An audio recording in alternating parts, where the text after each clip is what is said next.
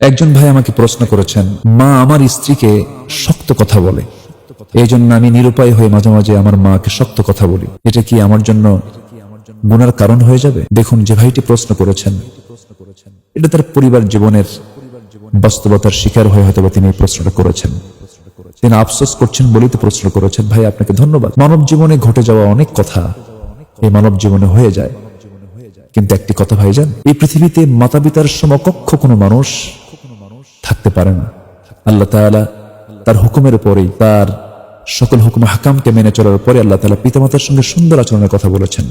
সূরা বনী ইসরাঈল আল্লাহ তাআলা স্পষ্ট করে জানিয়ে দিয়েছেন তা। হাদিসে এমন কথাও আসছে, যদি তোমার মা, যদি তোমার বাবা তোমাকে দুনিয়ার সকল সম্পত্তি থেকে তোমাকে মাহরুমও করে ফেলে, তবুও তুমি তোমার সৎ আচরণ থেকে দূরে থাকতে পারবে না।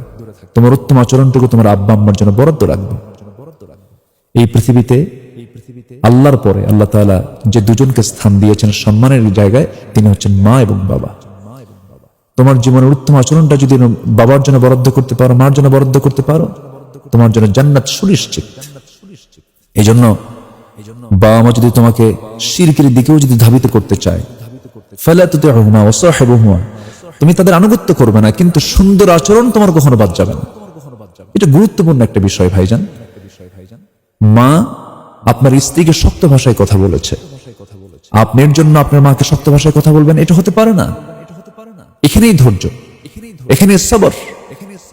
মার ক্ষেত্রে কোনো বিচার নেই, কোন সন্তান বাপ মার বিচার করতে পারবে না, এই অধিকারই নাই। মা যদি মুশরিকাও হয়, মা যদি চরিত্রহীনাও হয়, তবুও সন্তান মাকে খারাপ ভাষায়, কর্কশ ভাষায় কখনো কথা বলতে পারবে না। মার সামনে গেলে মাথা নিচু হয়ে যাবে, মার সামনে গেলে কণ্ঠস্বর নিচু হয়ে যাবে। বাবা মার কণ্ঠের চাইতে সন্তানের কণ্ঠ নিচু হবে। আল্লাহ তাআলা কি সুন্দর করে বলছেন, ইম্মা ইয়াবলুগান্না ইনদাকাল কিবারা আহাদুহুমা আও কিলাহুমা ফালা তাকুল লাহুমা উফ ওয়া লা তানহারহুমা ওয়া কুল লাহুমা কাওলান কারীমা। কথা যদি বলতে হয় দিল থেকে, নরম করে, সুন্দর ভাষায়, দয়া মায়া দেখিয়ে, যেমন করে আমাকে ছোট্টবেলায় আমার মা কত দয়া মায়া দেখিয়েছেন, কত পায়খানা করে দিয়েছি, পেশাব করে দিয়েছি। মার পেটে থাকতে 4000 বার ঘুতা মেরেছি, মার কলিজায় গিয়ে আঘাত লেগেছে, মা ঘুমোতে পারেননি, মা চিত হয়ে গোটা রাত থেকেছেন, কাত হতে পারেননি, ঘন ঘন পেশাব পায়খানা করে দিয়েছি জাগতিক জীবনে আসার পরে। এই যে কষ্ট, এই যে যন্ত্রণা, এটা কে সহ্য করেছেন? মা। সারা জীবন আমাকে কাঁধে নিয়ে আমার আব্বা চিন্তা করেছেন আমার ছেলেটাকে কেমনে বড় করি, গড়ে তুলি। সারা জীবন যে দুজন মানুষ সন্তানের জন্য সারা জীবন পেরেশান হন, চিন্তা করেন, তিনি হচ্ছেন আব্বা আম্মা।